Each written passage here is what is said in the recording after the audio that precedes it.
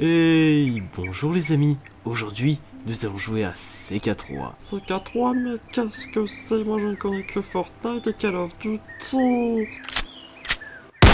Je suis très content que tu le demandes. Crusader King 3 est un jeu de grande stratégie développé par Paradox. Cependant les amis, ne croyez pas à tout ce qui est marqué sur internet. En effet, ici sur la page Wikipédia, il est marqué que c'est un simulateur de dynastie. Chose complètement fausse. CK3 n'est pas un simulateur de dynastie. C'est un simulateur d'inceste, de crimes de guerre, de meurtre et de torture. Mais sûrement pas un simulateur de dynastie. Bien, maintenant que tu as le contexte Billy, c'est l'heure pour nous de lancer le jeu et de nous abuser comme des petits fous. Mais juste avant de rentrer dans ce récit épique, jetons un coup d'œil à notre protagoniste. Maintenant regarde bien Billy, car je vais te présenter le plus grand homme qui a jamais foulé cette terre, le protagoniste de notre histoire, le grand, le puissant, le glorieux, le duc d'Apuil. Mais attends, c'est lui le duc d'Apuil? C'est juste un vieux alcoolique.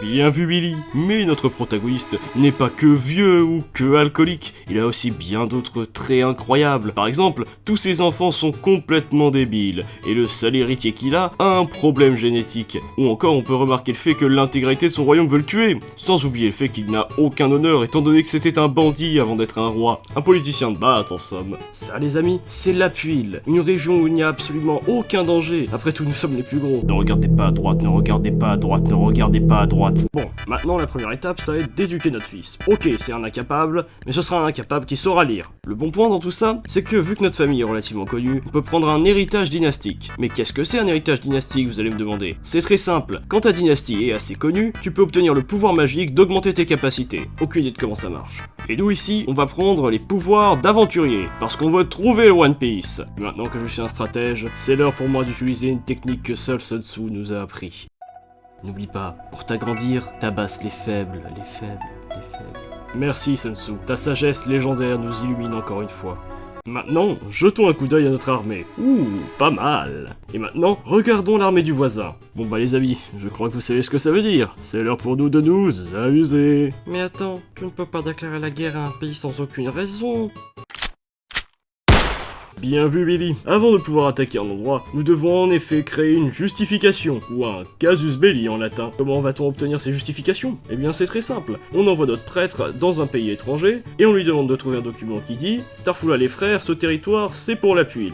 Et maintenant les amis, il ne reste qu'une seule étape. Envoyer une missive à sa majesté et lui déclarer la guerre. C'est l'heure de faire couler le sang et la mort. Oh, regardez les amis, nous avons réussi à gagner la guerre. Surprenant, n'est-ce pas? Il y avait simplement un ratio de 1 contre 2 de notre côté.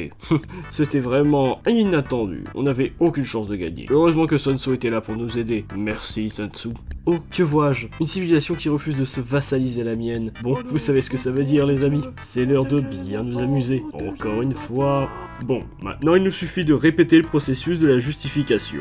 Et bah voilà, on est enfin chez soi. C'est quand même mieux comme ça, non?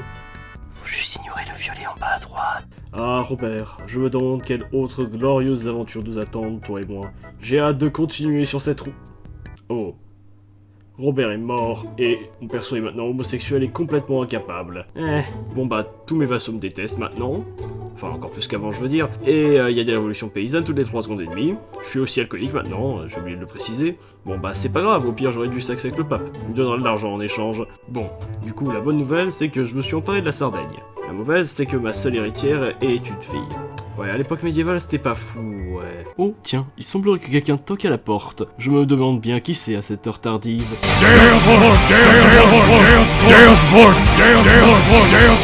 Et oui les amis, je ne sais pas si vous avez remarqué, mais dans Crusader King, il y a croisade. Eh bien, c'est ce que nous allons faire dès maintenant. C'est parti. Oh mon dieu, c'était une erreur, tout le monde est mort. Eh bien, on dirait que c'est la fin de cet épisode les amis. N'oubliez pas de vous abonner et de liker cette vidéo, commenter pour l'algorithme. Mais tu ne peux pas finir la vidéo comme ça. Et là on est où l'histoire? Et ton héritier, et la guerre, et tout ça?